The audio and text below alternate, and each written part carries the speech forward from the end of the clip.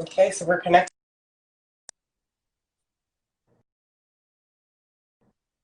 Hey, morning. I guess Good we got it morning. How are twisted. I was you? live on my page and I kept getting like all other types of alerts, and I'm just like, okay, like Oh I can't even screen no! record until it's done. Yeah. I was having some So that's select. probably why you probably told me go off and on like 3 times. I did too. I was having some technical difficulties as well. Yeah. Good morning. How are you? Good morning. I'm good, and yourself? I'm good. I'm good. I'm good. Thank you. Yeah. How So you was got it? your morning cup of coffee? I have my cup of coffee. Yeah. My Like my first cup. Usually I have at least 2 to 3 cups, but this is my in the first cup. morning? No, well, I have one in the morning, then midday, and then in the afternoon. Gotcha. Yeah. Well, thank you so much for having me on here. Well, technically, I'm on your life. You are my life, but it's your IG show concept, Yeah, right? it is. So we have some people from Canada that are watching right now. Do you mind just telling Great. them? Yeah. Do you mind telling them what the concept of this series is, so that people know the context? Okay, so Faces of Real Estate is pretty much a live Q&A for people who are interested in real estate, whether you're looking to buy or sell a home or you're looking to become a realtor yourself and you just want some tips and advice from people who do this on a day-to-day basis. So while we have these conversations, us realtor ladies, we do our makeup because it's the beginning of the day and this is about the time that we just get started. So when most people are going to work at 9 o'clock, we're just getting ready for work because everybody else that we work with start their day at 10 o'clock. Yeah. Yeah. So literally, like, I've been up probably since like 6:30 this morning. Already had my first cup of coffee, then did my workout, and while I was setting up all of this stuff, and then trying to see if I could go live. So I'm also part of a radio station out here called Watch Radio. Okay. From St. Lucian, and it's a St. Lucian-based radio station. So their live platform is on Facebook, but Facebook has this thing where like the live, you need some sort of software to go with it because your regular camera is not going to work without it. So I've been trying to download that this morning, which is weird because the first time that I did it, I didn't have to do all that. So last week I was like, okay, what is this thing? And I've been trying to figure it out. But this is what quarantine does. All this stuff is already set up at the radio station. So now I got to figure out like how to do it at home. So I got the computer set up this morning and everything else. I guess one step at a time, right? Got it. Yes. Yeah. Got it. But I guess for anyone who's going to tune into this later, I leave the lives up for like 24 hours, so just make sure you save it. So that way we could put it on the YouTube channel for anyone who missed today's episode. And then since most people probably might be getting ready for work, those people who work the morning shift can catch the overnight. The evening session. Fabulous. So I'll be sure to post it on my outlets as well. Sure. Are you going to be able to join me for the evening session or just the morning session? I think I might be able to join for the evening session. Oh, cool. So we might be able to do a part 2. So the evening session is like a Q&A after work. Right. People can ask questions about real estate, any kind of topic that they're interested in. Exactly. So in the morning, I kind of just like keep it a little bit light because there's a lot of information for so early in the morning. But I find that the people in the evening, they're wide awake. Okay. Yeah. So I got my little beauty bag here, and I got like this whole kit here. Yes. So on a day-to-day, right? How do you do your makeup in the morning? Do you go for a more natural look, or do you like colors? So when I'm getting ready for the mornings, as I start my workday, the first thing is definitely the concealer. So I am using Benefit. This is the concealer that I use to hide some of the dark spots that might be under my eyes. I've already done that because I didn't want. I already added a layer, but I haven't done the whole face. But I added some concealer, and then I go in with a slightly lighter concealer, which I will do on camera. And then I have some powder foundation. I do some contouring. Okay. A little bit of blush, highlighter, and then definitely a bright lip. Okay. So that's usually my staple look. Very basic and simple. Me too. Because it's kind of like you want to look good, but it's like you got to go. So no one has time to be doing it. On the weekend, I take a little more time to do it. So anyone who wants like a more defined look over the weekend, this weekend was supposed to be Guyana Carnival, and all the carnivals for 2020 are Yeah. pretty much just canceling back to back. So on Saturday, I have a Mac makeup artist. She's gonna do a carnival session with me. So we'll put on Oh. like a carnival top, and then we'll do Oh. like a carnival look. But Oh. yeah, for the morning ones, because I'm really bad at multitasking, doing my makeup and talking, I just keep it real basic Yeah. also. So you can do whatever works for you. Yeah. So I Yes. guess so. Everybody on your platform knows a little bit about you, but nobody on my platform knows anything Yes. about real estate, probably in the Canadian market. Yes. So I guess you could like tell us, like, what is it like doing real estate in the Canadian market? Yes. So, for those of you who don't know me, my name is Monique Johnson. I work with Keller Williams Portfolio. I do run my own real estate company called Your Happy Realtor and Co. So our specialty is working with sellers that need to get their homes ready for the market. Okay. We do have a construction background, which is why that element of transformation can come into our business and how we work with families. So just a little bit about me. I've been in real estate for nearly 10 years now. And I started out as an investor in my early 20s. As soon as I graduated from university, I bought my first property, which became an income property. From there, I've just been able to leverage that and have different investment properties in Toronto. Um, I was also working on real estate shows such as HGTV's Property Brothers, a few other luxury real estate shows. And then I became a full-fledged realtor full-time. Okay. So, Yeah. So so here I which am. one? So which one inspired you to do more of the real estate work? Was it the show or was it the construction? Well, let me tell you this. When I was 18, I was still in high school. Mm-hmm. And I went and did my real estate exam while I was still in high school. Wow. And I failed. I was so cocky and just very confident that I would, get good grades because I was getting good grades in high school. But I didn't think I really need to study. I was like, real estate's common sense. What do you mean I don't need to study, right? So I didn't You study were and I 18, failed. right? And, it devastated me because I was a really good student and I didn't, and I went, after that, I went to university and I went through the path that my parents had wanted me to go through. Um, so I went to university and got a degree in journalism. Uh, so it wasn't like it was a smooth transition. I just always knew that real estate was going to be something that I would be involved with, whether it was becoming an investor or a real estate agent. But my desire to become a realtor was long ago when I was in my teens. So it was just a matter of time, I should say, until everything came to fruition. Gotcha. Yeah. So what about you? Please introduce yourself to the Oh people yeah. on my channel that are watching who don't know who you are. So I'm a real estate broker. I'm licensed in the U.S. in two states, New York and PA. And Yes. that story you gave, I feel the same way about this Jersey exam because I've been trying to get my license in Jersey. So I did Yes. the coursework and everything, and then I took the test, I failed it more than once. Yes. And what's made me mad is that it's the same test. So I'm Yes. thinking like, okay, it'll be a different test because supposedly like they mix it up. No, it was Yes. the same test, and I failed by the same amount of points. I was like, what? And I actually studied, but it's like the stuff that's on it, like this is not what they give you on a study guide. So I was like, I'm gonna take it again, and it got canceled because all the testing centers got shut down with Corona. Okay. Yeah, and they give you a certain amount of time to do it. My time just lapsed last week. I'm so mad. Yes. So what happens now then? I have no idea. Like, I have to get in touch with the real estate commission whenever they open back up. But the testing centers have been saying that they're going to open. But as of right now, the dates are looking like sometime in June. So I still have like a ways out before I even could do anything about it. But it's kind of like, maybe I don't need a Jersey license. So part of the reason why I started doing the Faces of Real Estate is for me to start connecting and networking with more realtors so that I can help more people that I know. Because in New York, like real estate is really expensive, so to say. And so a lot of people are actually leaving New York for a better quality life. We're kind of congested here, and that's probably why like our numbers with Corona are so high because we're on top of each other. Yeah. So there's all of that. So I actually started real estate. It was nowhere on my radar. When I bought my first house, I was in school and I was working full time, quite comfortable in my career as a manager. Yeah.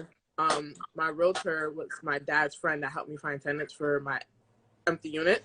She's Yes. like, you should do it. And I'm like, yeah, I'm good. I got a great career. I'm about to get a degree in the job. I don't need to do real estate Yeah. for what? And like when I was starting to finish school, I was like, okay, so you're gonna finish school, you're gonna have all this extra time on your hands, then what? So like, you know what? Let me try to do something to make some extra money. Working 2 jobs is not it. I tried to bartend for like Yes. 2 weekends, and I was like, I don't know how people work 2 jobs. Yeah. Like I can't do this. Like 2 full 8-hour shifts. No, Yes. that's not for me. So real estate, I looked at it was like more flexible, and I could do it. So I took the courses, did that, and then my boss pissed me off. And people like to say stuff when they feel like you need a job, and I'm like not having it. Yes. And so I just gave them my 2 weeks notice the same time I passed my exam. That's amazing. That's Been amazing. for like 6 years, and I feel like Yeah. I've been hitting this reset button for every 2 years. So I'm just glad like I'm in a place where I don't have to hit reset anymore. Since I own my own company now, I could just kind of build and add on to whatever I'm doing. So Yeah. Faces of Real Estate is really like an extension of all of this, like having my real estate brokerage and just trying to find a way to connect and answer people's questions, because when you do it on one-on-one, it's a lot. Like it takes a lot of energy out of you. But this kind of allows me to like deal with more than one person at a time, and then people learn from other people's questions. And I find that people are so hungry now. I get asked constantly, what is the state of the market right now? Is it a good time to sell? Is it a good time to buy? A lot of, even though we're in this devastating crisis, I still feel like people are so hungry to know Yeah, what's they going on are. in the market. And I've there are probably people, gotten there like are people who 3 new are clients sitting on the this past week. sidelines. Pardon? Yeah. Oh, I said I've gotten like 3 new clients this week. Yeah. Yeah. Yeah. And then just building relationships. Yes. Like if I come across a person that is already pre-approved, I would try to like just work with them where they are, because over here, like when you get pre-approved, they run your credit. It's 90 days. There's no need for you to like go run it again until you Yes. find something. Then you like figure out your options. Yes. And as I work with like the loan officers and like I see how they work, I'm like, okay, I could kind of deal with you. I don't need to like be mean and make your person switch. So Yeah. Yes. So one of the veterans that I'm working with had a really good loan officer, and the bank that he works with, I've done a deal with them before. Yes. When I was a listing agent for a property. Yeah, my makeup looks kind of crazy when I do it, because I just kind of put it where I need to. And Hello, are you seeing what I'm doing over here? Yeah. This is called contouring, everybody.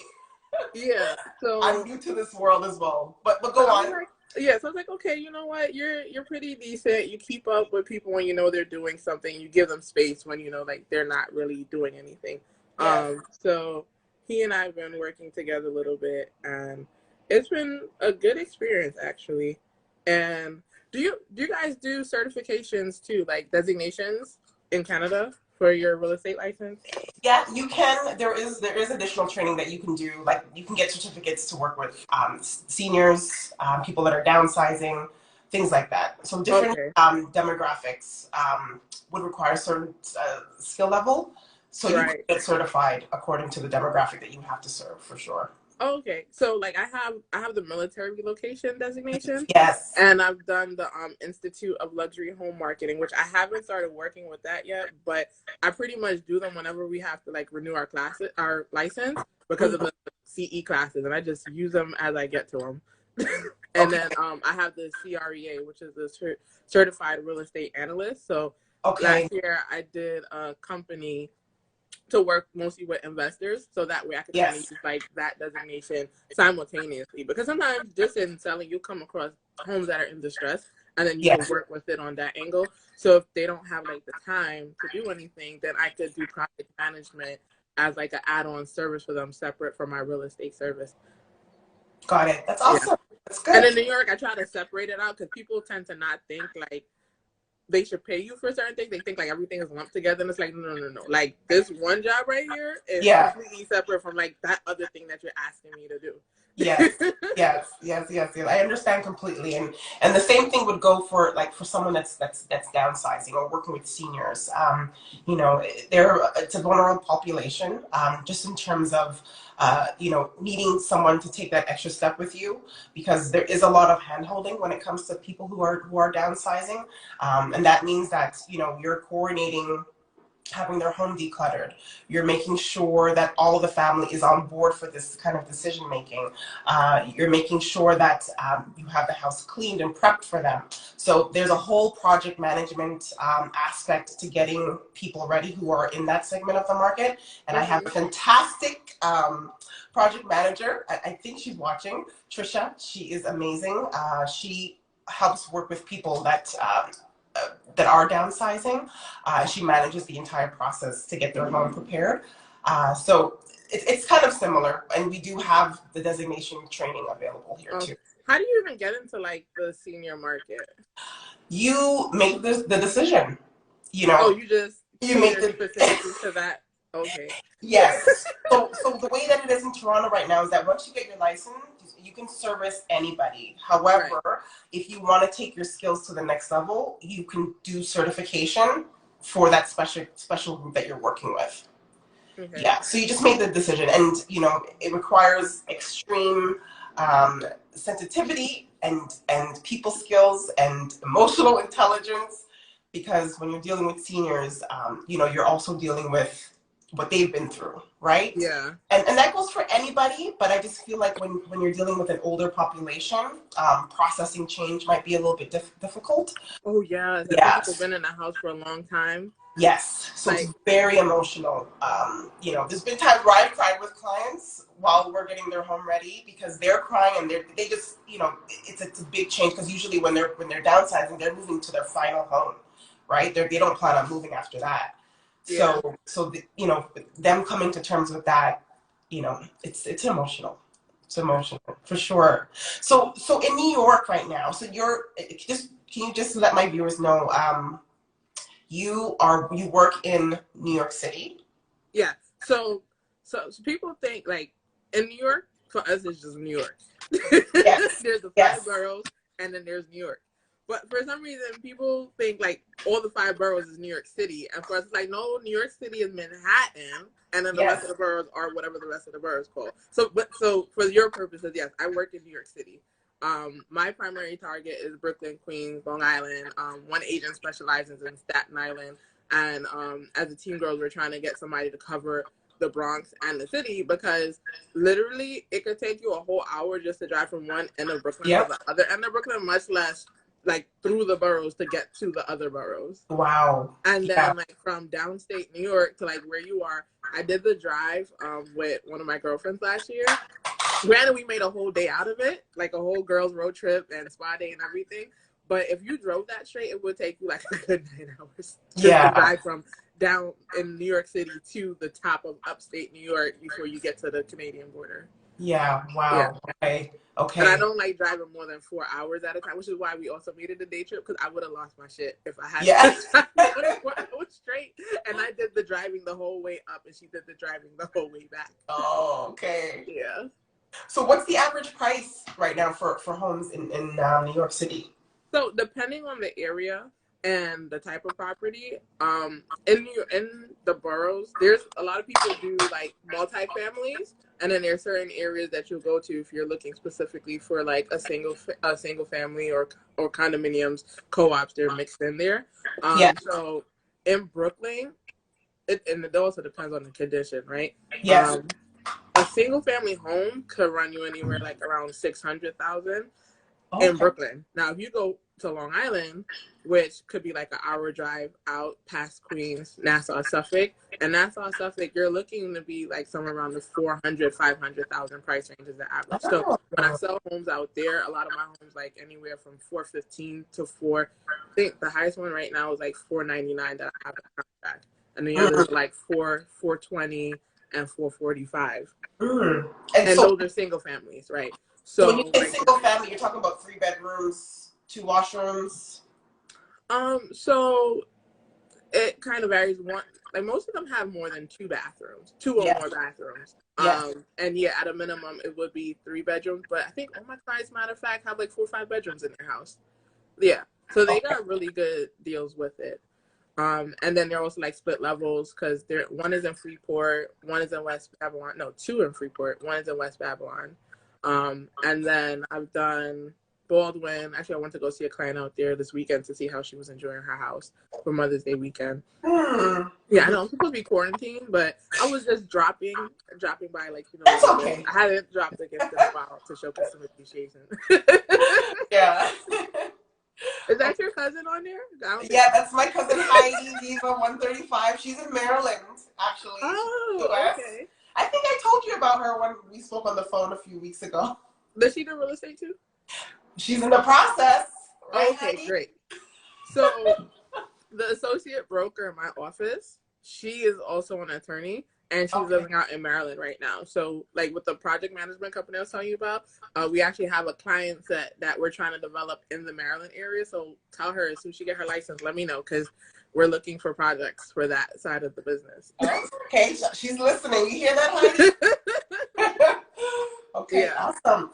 So the average price for single family homes here is about $892. So there has been, like, since COVID hit, there has been a slight impact to the market. If people are curious, in New York and in Toronto. So, showings have decreased. That has been the biggest thing that's been impacted is these showings. Like, we're down like 69% in terms of home sales. But, the prices are holding depending on what neighborhood you are in. Yeah. So high demand neighborhoods, they're untouched. Homes that would be suited for first time home buyers or people that are move up buyers that are perhaps under the $800,000 to $900,000 mark, that market seems to be pretty solid. But anything that's priced high nines to over $1 million, that's where we're seeing some dips in pricing.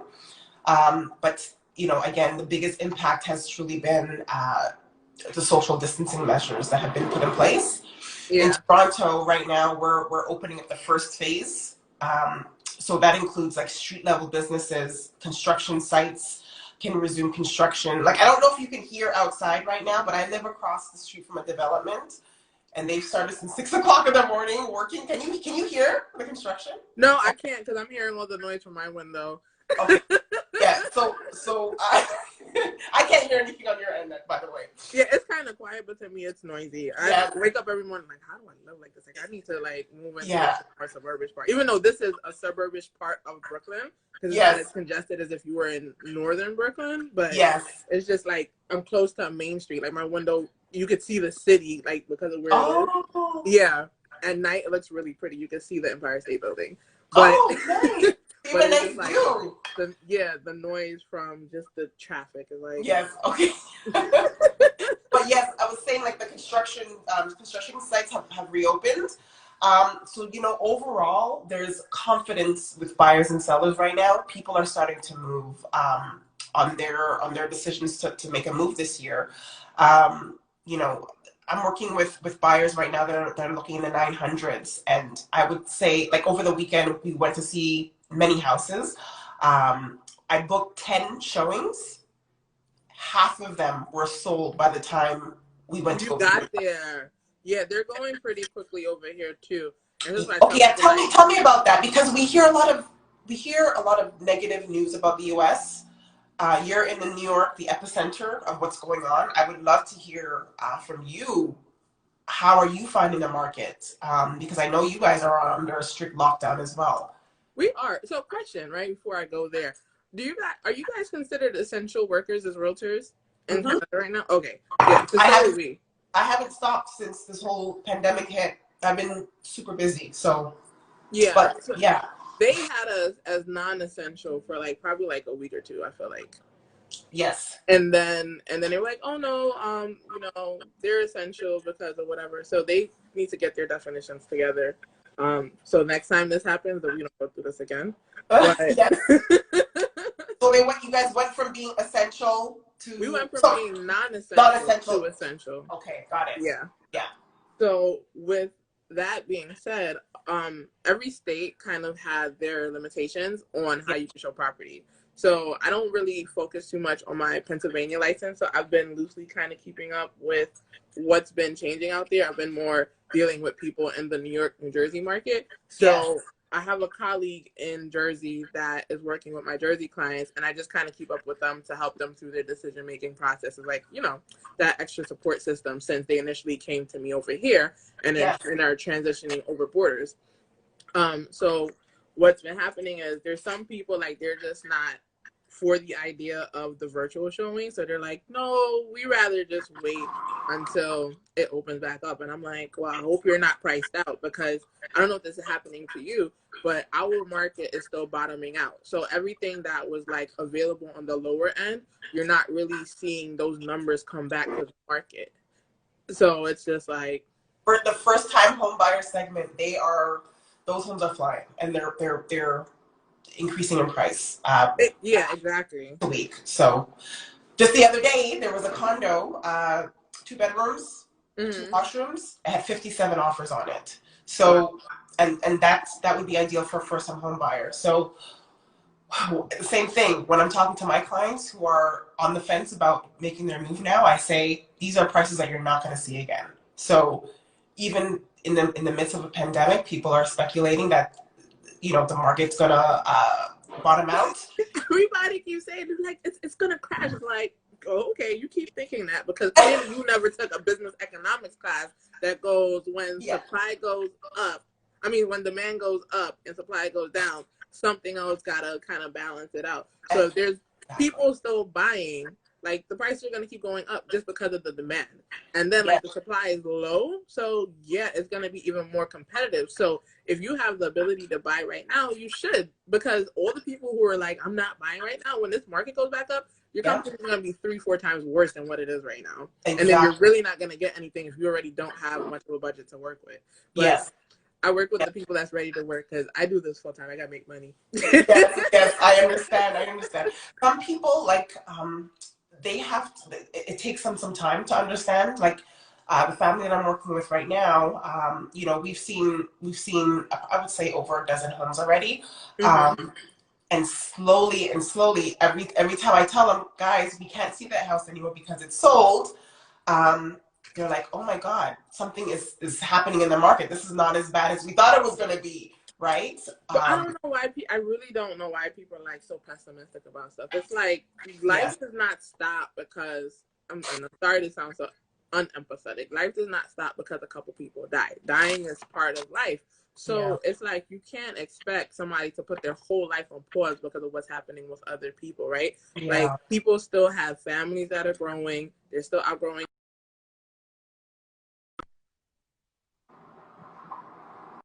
In Maryland, so she left New York and moved down You there. still there? So yeah, I'm here. Sorry, you froze for a second. You said you had a girlfriend that what? She lived in New York and got a job offer in Maryland. So in the middle of this, she had to move down there. So it's like stuff like that is going to keep happening. So the market has to move just because life is moving too. Yes. And I think it's a quiet hope. I would say that people are hoping the market will crash because the prices are, they're high, especially in metropolitan cities like New York and Toronto. Toronto is like New York. It's a mini New York. I don't know if you know this, but there's a lot of different projects in Toronto right now that are being built, and we're modeling it after New York.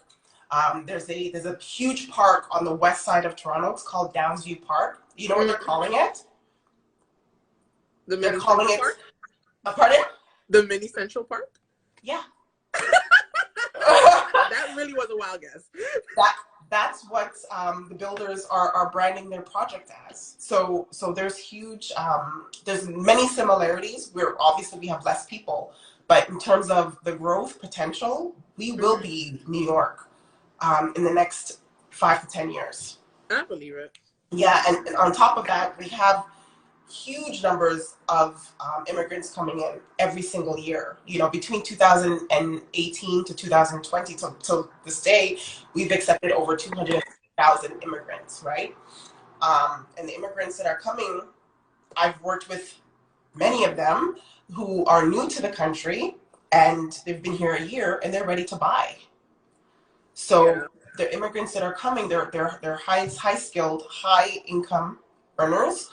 And one of the first things that they're doing is securing their investment in real estate. So, you know, for my people that are here in Toronto, I tell them this, that, you know, guys, this is the activity that you're not seeing, right? Because we don't physically see people migrating across the borders. But we see it as realtors firsthand because we are an essential service and the first people that are moving to Toronto contact because they need housing.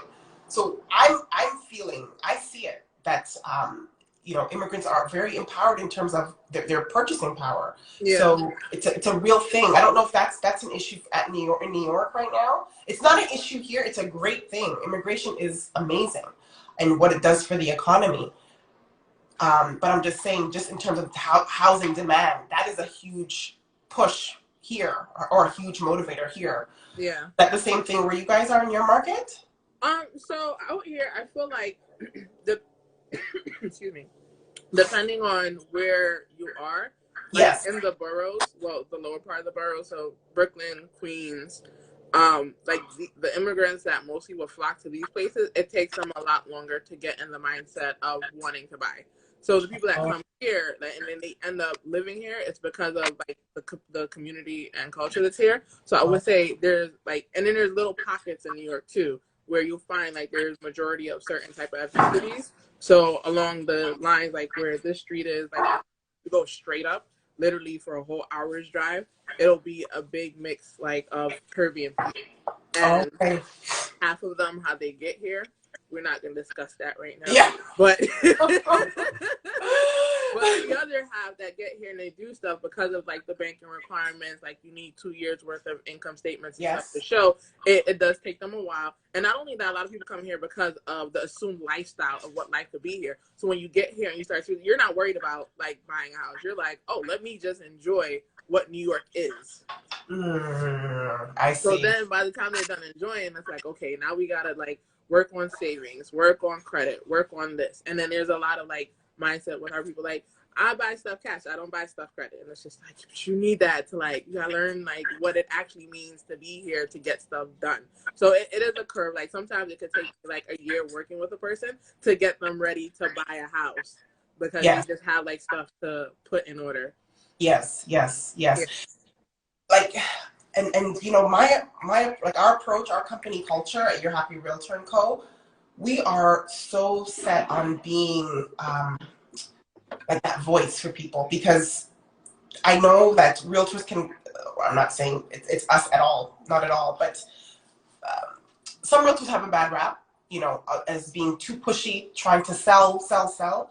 You know, I don't think you're like this at all as well. But which is why I like you and gravitate to your energy. But my problem is I'm too nice, because yesterday I had to like straight ignore this lady for like a whole, like she got so mad, and my response to her, like I had to like send it to her like, would this be appropriate if I told her this? And she's like, I hope you didn't send that. I was like, but that's really how I feel, and like my personality, like I'll tell you something really nice and you be confused if I like actually insulted you or not. So I was so I just left it be, and then she came around, and then I was looking at the response like, is this like an apology? Like, and then I kind of gave her half the business this morning, but but then you have to explain to people like, look, like there are some realtors, yes, they will do it just because they're only in it for the money, and yes, like money is like the motivating thing that you, when you're working in this type of business, because we work on commission, so every deal matters. But at the same time, like people like you and I probably put a lot more care into it because of who we're working with and like what we're seeing out there. It's like you can't be so like cold and cruel and insensitive that you don't really like put the person's needs as a priority. And then also like I have a referral business, so how I handle my clients, it will also like reflect like the future business earnings that I have. So obviously I have to be a little more like perfect. Yeah. So obviously but you know what I'm saying. I find like right now, working with people that are on the fence, like it takes a lot of care and compassion and empathy, because everyone is scared, right? No one really knows. And, you know, I'm not going to sit here and pretend like I know what's going to happen with the economy in the next 6 months.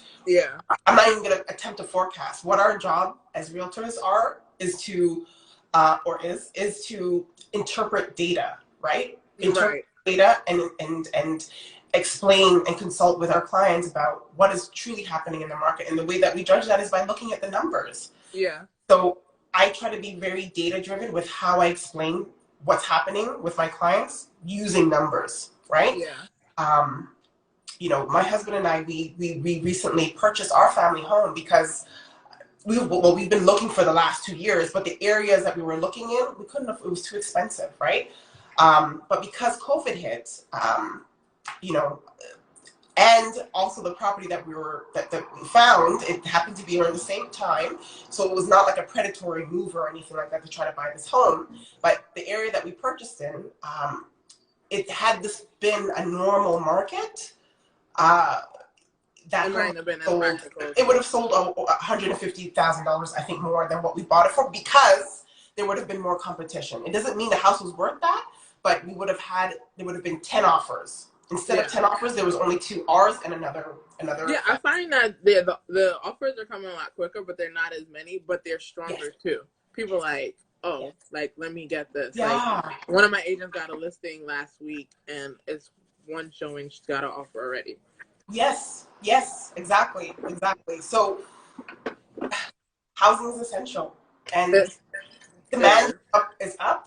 You know, our unemployment in Toronto right now is about 6.4%, so it's still relatively low. That number is I not know, it's still relatively low, and you know, people that are in a position, your job is safe, you know, you're healthy, you're in a position to purchase, you should be doing it now.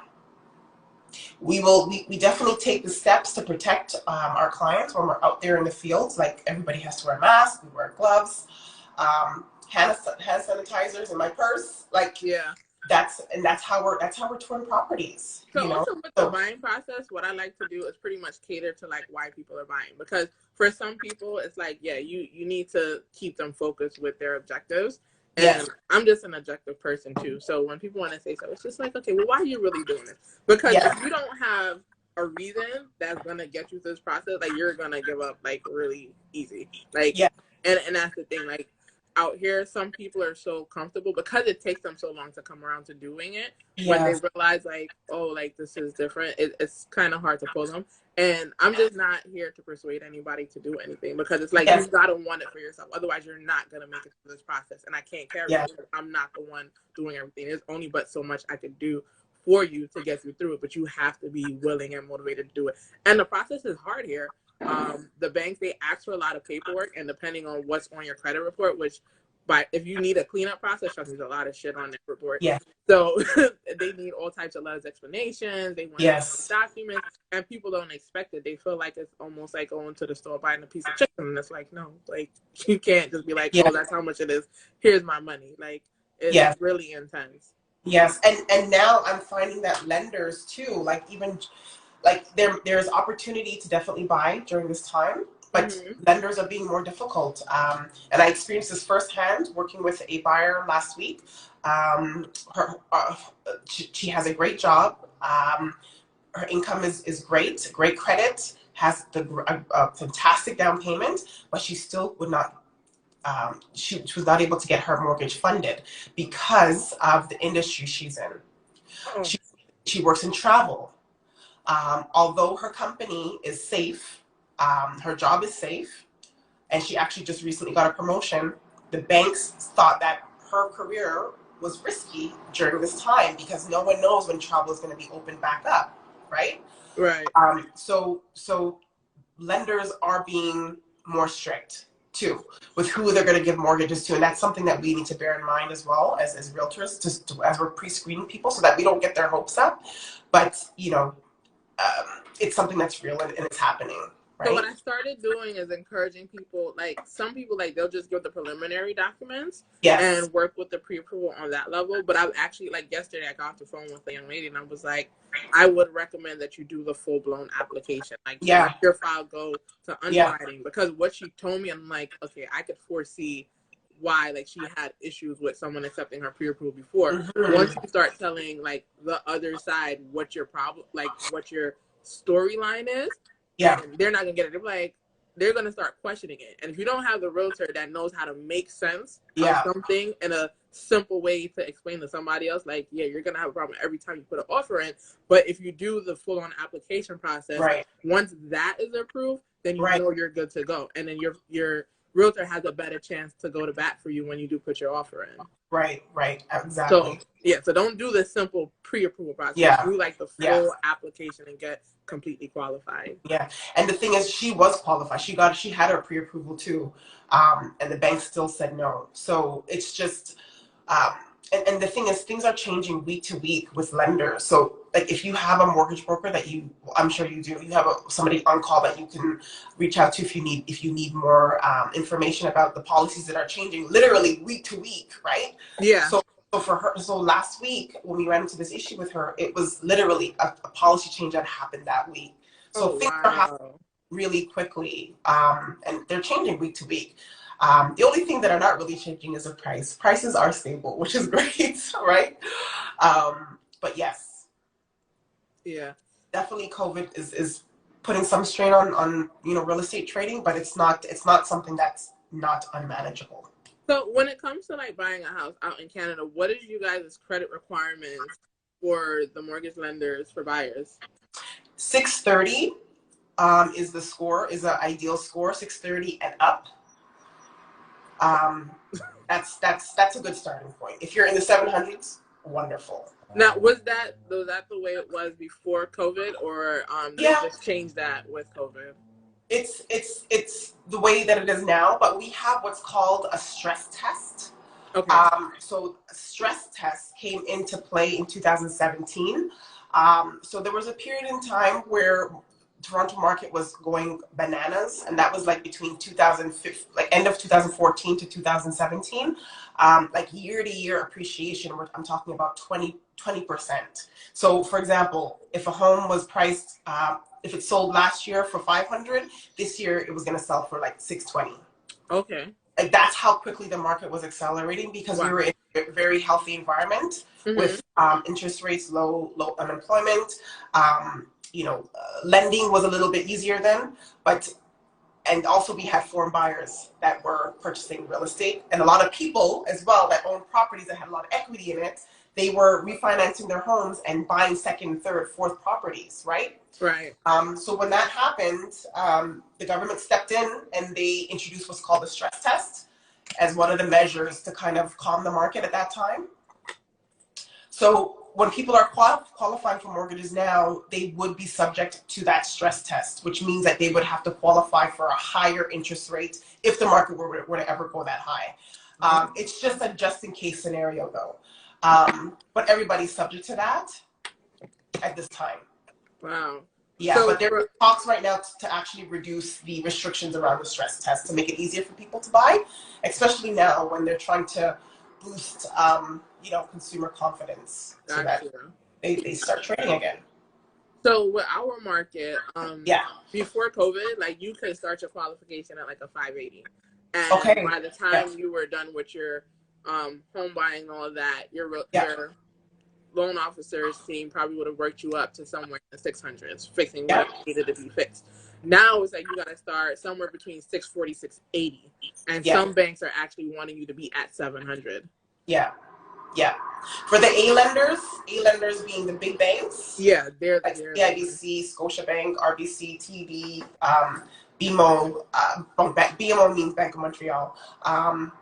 You would have to have a score in the 600s. But there are some B lenders, and I'm sure you guys have B lenders in the US as well, that would have higher interest rates, different lending policies that are not as strict as the A lenders, where you could qualify at a lower credit rating. Yeah. So in terms of investing in Toronto, any of your clients or anyone that you hear in New York, do they ever talk about the real estate market in Toronto? No, they don't. But I have aunts. I don't know if I mentioned you. I have aunts that live in Canada, and one was like, "I might want to buy a house in a few years." So yes, I feel like I told her. Yes. Right here, but she's not really on Instagram like that. Like I pay attention. She comes on. She works in the daytime. So yes, yeah.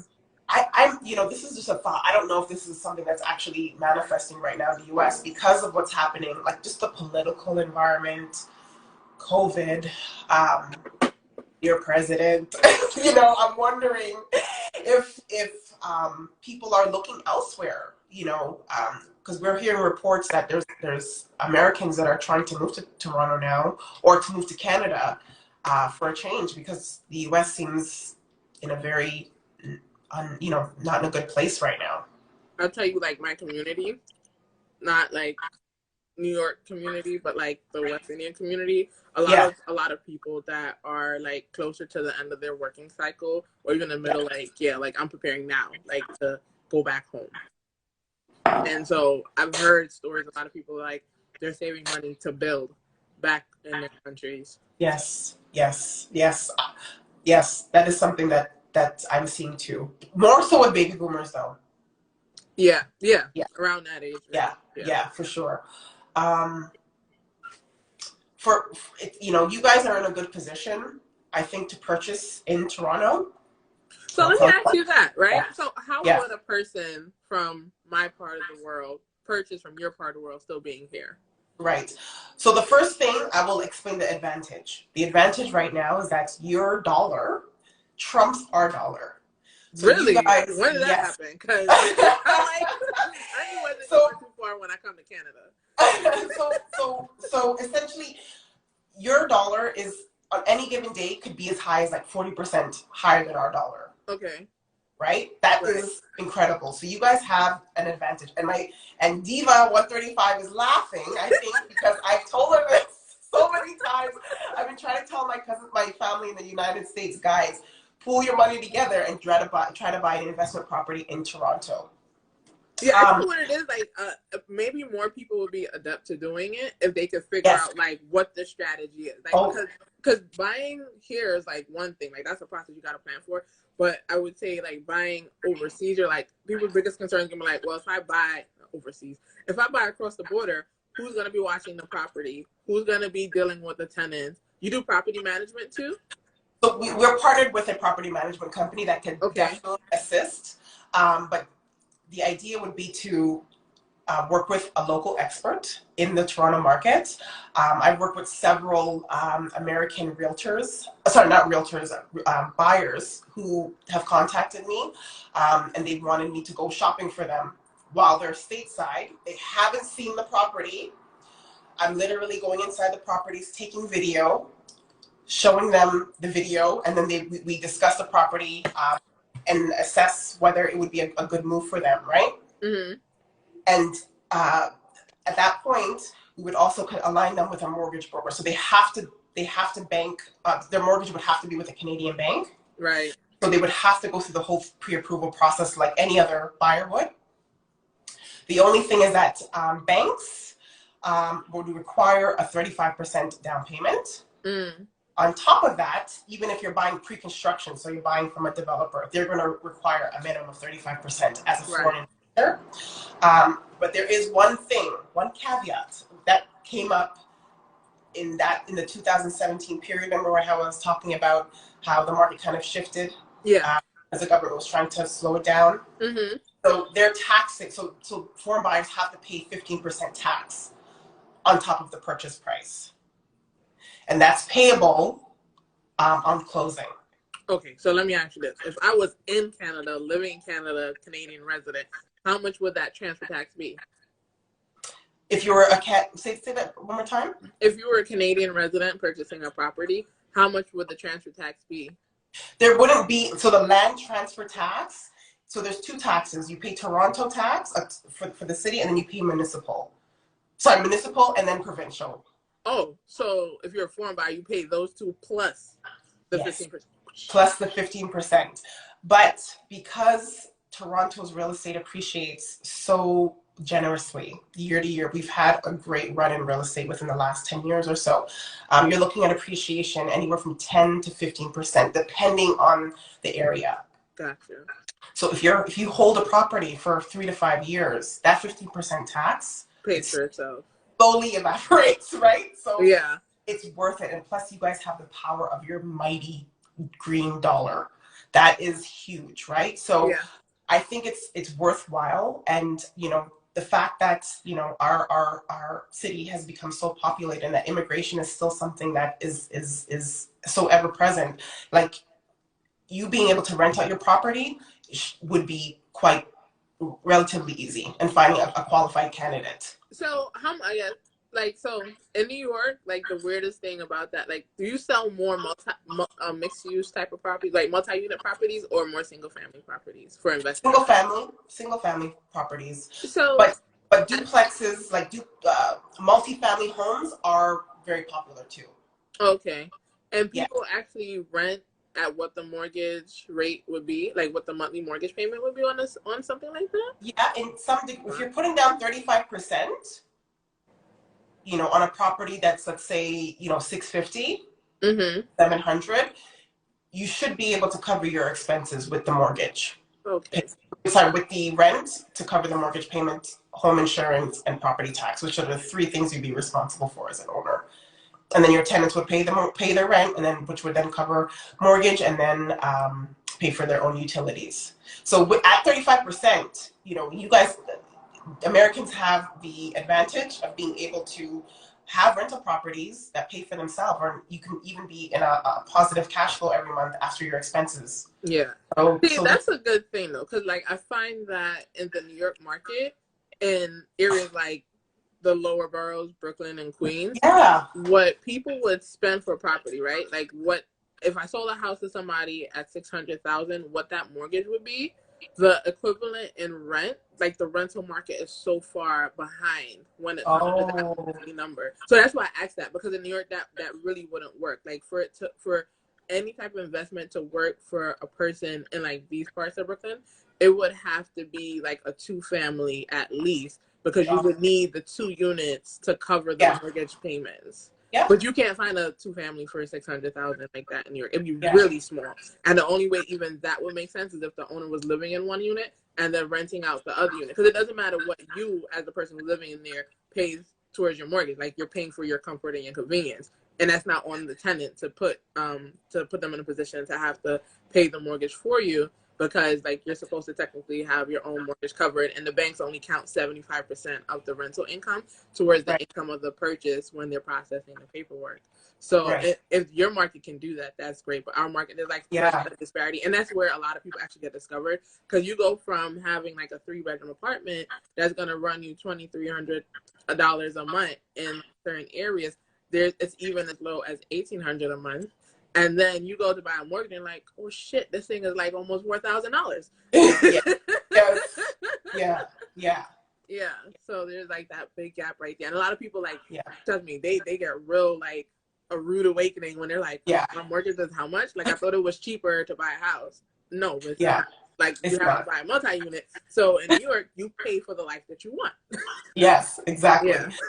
So in Toronto, you can find a legal duplex that can house 2 families, but it won't be in Toronto proper, like the city. It's going to be outside of the city, so I would say a borough. So anywhere in the 905s are the boroughs that surround Toronto. So that's where you would be able to get a property at that price point, but not in the center, not in the city. Yeah.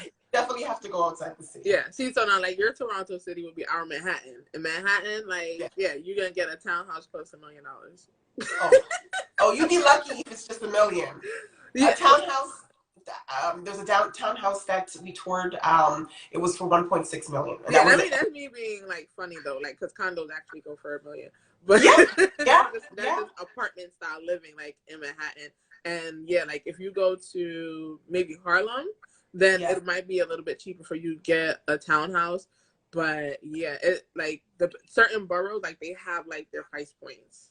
Yes. And the further you are from Manhattan, which is like, and then there's downtown Manhattan and there's downtown Brooklyn, which are like kind of right next to each other. But the further away you are from Manhattan itself, then the cheaper things get. But Brooklyn is the next most expensive borough next to Manhattan. Yes. So O'Dane Taylor, he joined the group. He was this. Hey O'Dane, he's actually a client of mine. He's asking if you're from New York. Yes, she is from New York. I mean, you want to just introduce yourself quickly? And good morning. So my name is Mindy Skelly, and I'm a licensed real estate broker in the state of New York as well as Pennsylvania. My primary business is in New York, but I do work with people in the other states, and I network with my colleagues to kind of get them through that transition from being in New York and heading out to wherever they're going. Yeah. So Mindy reached out to our company. She wanted us to have a conversation about the real estate in New York and Toronto for those of you that are just joining the group. Hey, from West Africa. Right? That's amazing. In Ghana has great real estate too. The market out there is growing tremendously for sure. Yes. So Mindy reached out to us so that we can converse about real estate in each of our markets. Yeah, we're gonna have to do another session. I think so too. I think so too. And let me tell you, I do these, and it's like it goes so fast. Even though I'm doing the makeup and talking, I find like the time goes fast, and then you have questions, and it's like it's never enough time to like get through everybody. Yes. But like to wrap this up, because I know we've been on here for about an hour now. Which they're gonna give you a few like you got 2 minutes left, and then you gotta catch it so you can save it. I know. So we've done our makeup, as we said. We got glammed up for the day. I'm ready. This is how we look when we go sell houses. Yes. The faces of real estate. So I think I've got a great understanding of your market and what's going on. It seems stable, like ours. There's still demand. In Toronto, there's huge demand. There's opportunity for U.S. investors to buy here.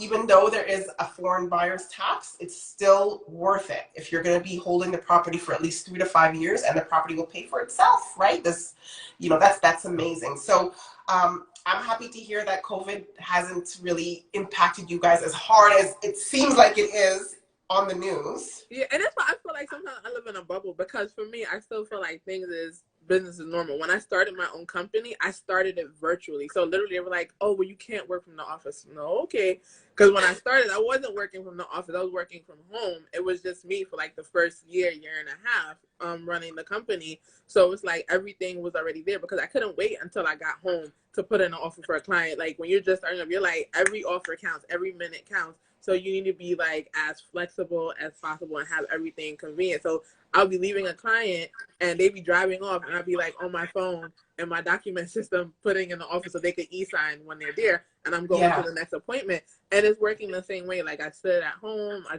on the phone the whole day. I know I'm driving everybody crazy, but I know I'm doing care calls all the time. How are you doing? Is there anything I can do for you? What's going on?